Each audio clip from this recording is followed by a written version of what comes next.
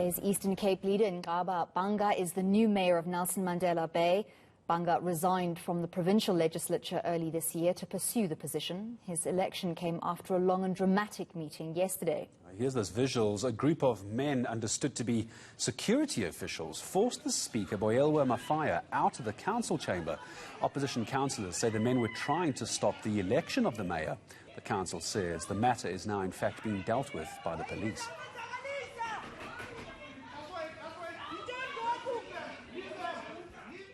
Mayor Bhanga joins me now to discuss these developments. Mayor, congratulations on your election. Unfortunately for you, you've been elected mayor of Nelson Mandela Bay Metro Municipality just days after it was declared the first official hotspot in what many are referring to as South Africa's second wave.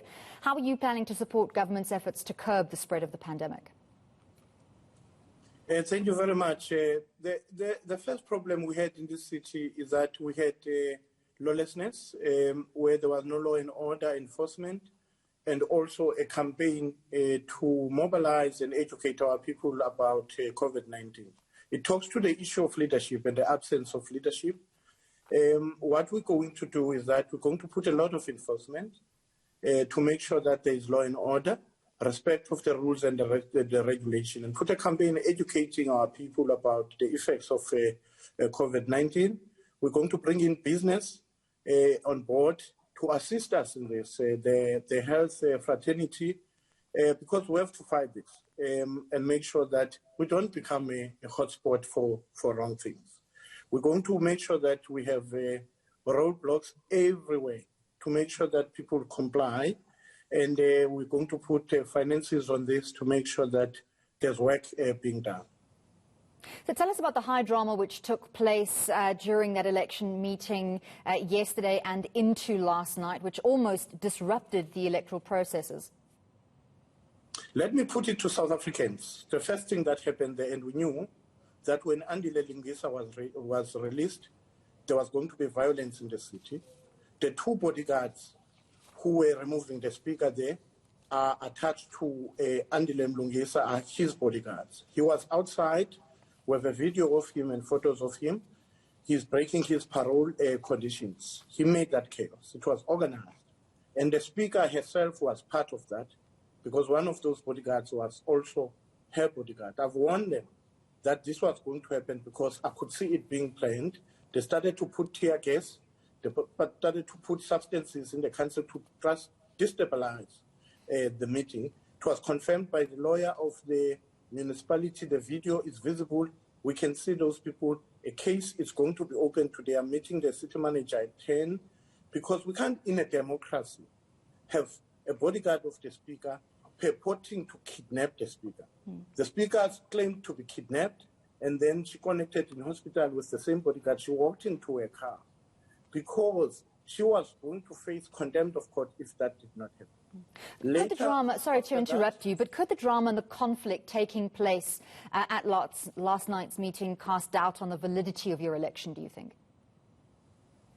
Not at all. The ANC wanted to disrupt this because they didn't want to lose power. The municipal manager presided over us electing a speaker.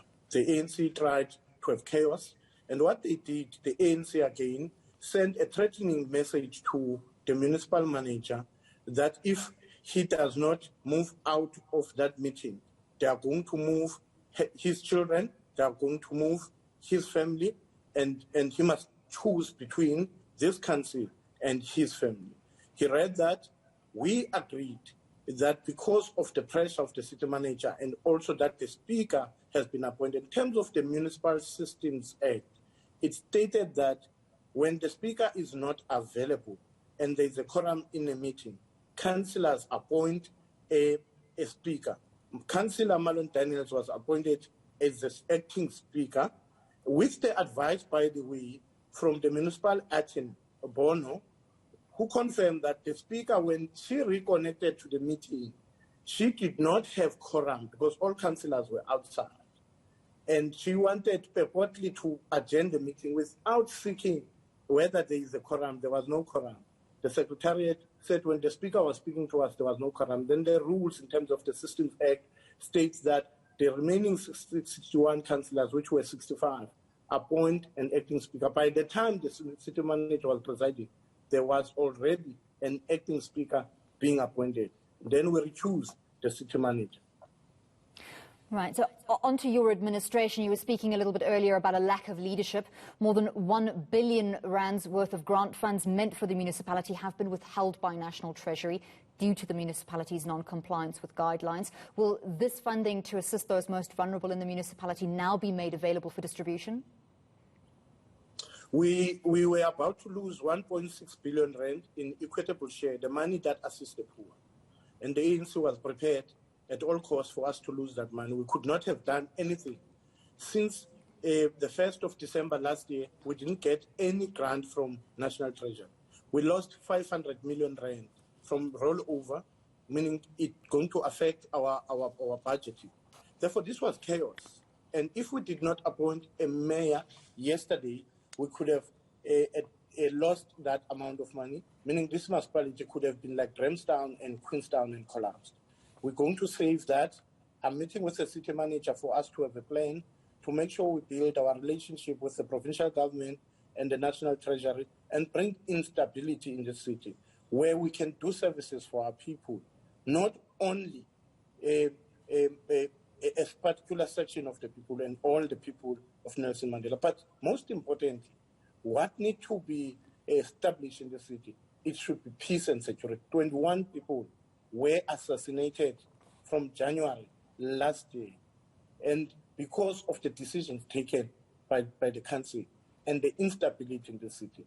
Therefore, there must be peace in the city. If guns come to a democracy and purportedly take a speaker who purported if she's being kidnapped, meaning there's no stability. The ANC have lost the values of Govan Beki and Raymond Nqaba. They've put us to this chaos. The killings in our city must stop. We do appreciate your time. Thank you very much. That was newly elected Mayor Nqaba Bhanga speaking to us about his election in Nelson Mandela Bay Metro.